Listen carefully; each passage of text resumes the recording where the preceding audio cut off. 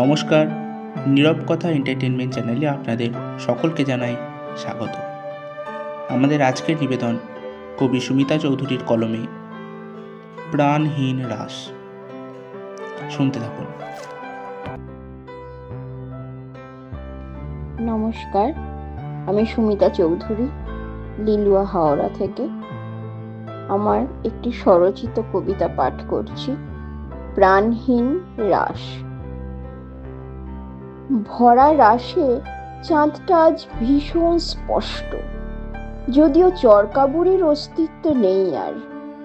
রূপকথার নরম আলো ছেড়ে সে যেন ঝলসানো রূপে আগুন ঢালছে। ভীষণ প্রকট আজ তার সব কলঙ্করূপী ক্ষত। সাজানো রাসে প্রেমটাও কি আজ সাজানোই? অস্তিত্বহীন কিছু পুতুলের সাজে? তাই বুঝি বাঁশির সুর আবেশহীন, পায়েলো আর তোলে না মূর্ছনা একাত্মতায়। প্রেম আজ উপেক্ষিত ধর্মের রাসলীলায়, সে লীলায় দেশ জুড়ে কামের কলঙ্ক লেপা।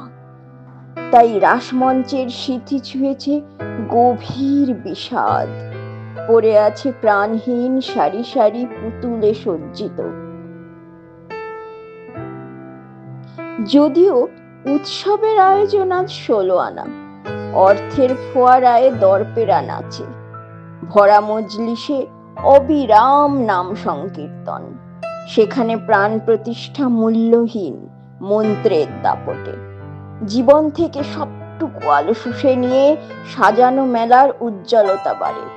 প্রাণহীন রাসে হাহাকার করে প্রেম, অতৃপ্ত বাসনায় রাধা কৃষ্ণের কায়ায়। নমস্কার।